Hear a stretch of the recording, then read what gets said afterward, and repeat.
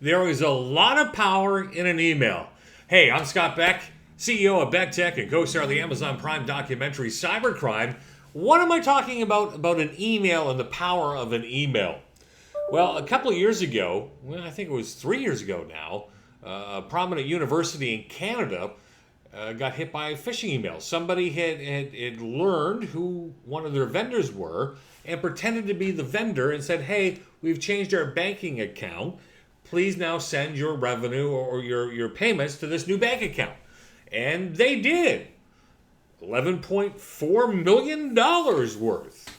Now, they were able to recover a lot of it. Why am I bringing this back up again? Because, I talk about phishing emails. We talk about security.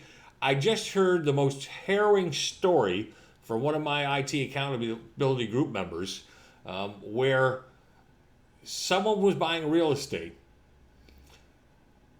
and they got conned by an email saying, hey, transfer the money to this account. And they didn't look closely enough to see where it was coming from. And it cost them, the client's client cost them $6 million. Million with an M, people. That's the power of a simple email. We have to be watching for it.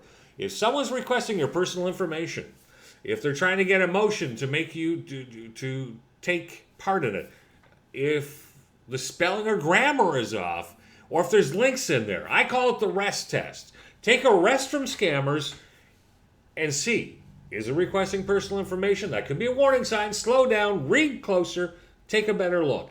A motion, you got to do it now or the sheriff's department's going to come over and take things away. Or if you don't send the money now, the real estate deal is gone. Banks and lawyers are not going to be using terms like that. If there's a deal in progress, they're not going to say you must pay now or the deal is gone. I mean, it's just not going to happen. There's going to be different conversations around why a deal is falling apart. And it's not going to be because you didn't transfer the money within 20 minutes or in the next couple of hours.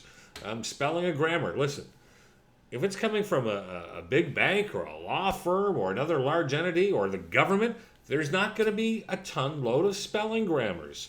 And if there's a link, you got to hover over it and see where it's really going. This stuff costs money. There is a lot of power in that email. I got another story. I mean, it's not $6 million, but I had a client that was buying a big piece of equipment, and they emailed and said, hey, let's go. We're going to do this. And they got an email back from the vendor saying, hey, well, just send the money to our bank, and they gave the information. Now, luckily, they were a client of ours, and they've taken some cyber training, and they went, wait, the vendor isn't based in California.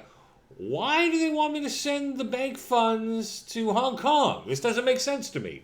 And they picked up the phone, and they made a call, and they realized it was actually a scam. Somebody had intercepted the email over on the vendor's side. The vendor had a vulnerability, and the bad guys were reading the email and taking action and trying to get the money sent elsewhere. Because there's power in an email. If you believe it, you don't check it, and you just take action on it, you could be out some serious money too. And depending on your situation, especially during the COVID times, I mean, losing $20 kind of sucks too. Losing a couple of $1,000s can be detrimental. Losing hundreds of thousands or millions of dollars? Oh man, I can't even imagine what that would look like. So please, there's power in email. Be sure that email is actually coming from where it says it is. And if it's requesting, as I've said already, and I'm going to repeat it again, requesting personal information or asking to send money somewheres, if they're trying to use emotion to get you to take action, if there's spelling mistakes, or if there's a link, these are all warning signs. Slow down and take a real close look at that email so that you don't become the next victim. Hey, thanks for joining me today on Scott on Security. Stay safe out there.